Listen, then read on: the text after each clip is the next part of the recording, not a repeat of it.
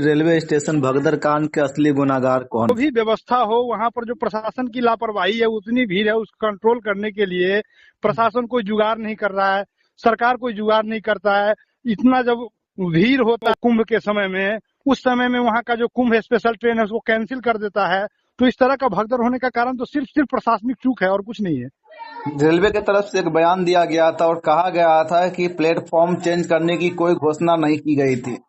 तो मैं ये बताता हूँ, यहाँ तो जो रेल मंत्री है वो ट्वीट पहले करते हैं कि ऐसी कोई बात नहीं है, सब कुछ सामान्य स्थिति है, जबकि उस समय मौतें हो चुकी थी। वो अपने एक्स हैंडल से ये बोला, उसके बाद भी फिर न्यूज पे न्यूज सब जगह से जितने भी न्यूज चैनल्स है वगैरह उन्होंने दिखाया कि वहां पे घटना भगदड़ में मौत हो गई है। तब वो जाकर के अपने बात को चेंज किया। प्रधानमंत्री ने फिर कहा कि मैं संवेदना व्यक्त करता हूँ, फलाने ने, सारे नेताओं ने कहा। तो रेल मंत्री ने ही गलत लोगों को बताया था। तो वो तो जब अपनी नाकामियों को छुपाने के लिए कुछ ही बोल सकते हैं। तो ये लापरवाही किनकी थी? ये लापरवाही वहाँ के जो प्रशासनिक व्यवस्था है, जो रेल प्रशासन का है वहाँ पर जो है उसकी है। सरकार जो वहाँ पर केंद्र सरकार है और जो एलजी के अंदर में दिल्ली की सारी व्यवस्थाएं आती है, तो रेल मंत्री की लापरवाही मानी जाएगा ना, और दूसरा किसका माना जाएगा? किसकी लापरवाही होगी? कौन उसका जिम्मा लेता है उसका देख रेख करने के लिए? आम जनता तो सरकार के भरोसे होता है ना कि हमें अच्छी व्यवस्था देगी। अगर भीड़ हो गया तो वहाँ प्रशासन की बड़ी बढ़िया व्यवस्था गवर्नमेंट ही करेगा। रेल मंत्री आरपीएफ का व्यवस्था करेगा, वहाँ पे ज्यादा भगदड़ न हो, लोग अच्छे से जाए। तो सारी की सारी गलती तो उन्हीं की है। घटने को छुपाने की कोशिश क्यों की गई थी?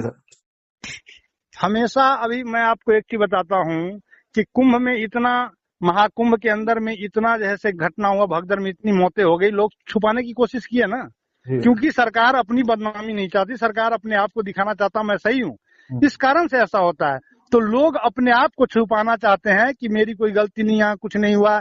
लोगों का स्थिति ये है कि समाज में जो लोग दुनिया से चले जाते हैं उनकी लाश को छुपाया जाता है, ये किया जाता है। और उसके बाद जिस तरह का अमर्यादित भाषा का बयान दिया जाता है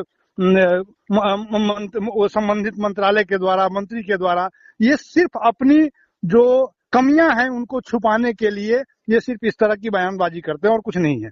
रेलवे की तरफ से अनाउंसमेंट किया गया है कि मृतक को 10 लाख रुपया, जो घायल है उनको 3 लाख रुपया, जो मामूली सा घायल उसको 1 लाख रुपया दिया जाएगा। देखिए, मैं कहता हूं कि यहाँ तो सरकार पहले गलती करती है, नाकामी अपना करता, फिर लाश का सौदा करने पे आ जाता है। आप उनको दे देंगे, आप उनको कुछ करेंगे, तो कहने के बाद कितना किसको मिलता है ये तो आप भी जानते हैं, हम लोग भी जानते हैं। अगर इतनी पारदर्शिता होती, इतनी व्यवस्थाएं अच्छी होती तो ये घटना ही न होती।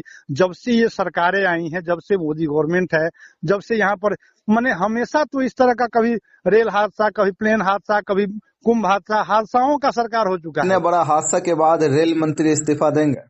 हम तो चाहते हैं कि रेल मंत्री इस्तीफा दे। उनकी नाकामी यहाँ तो है, उनको इस्तीफा दे देना चाहिए, वो संभाल नहीं पा रहे हैं।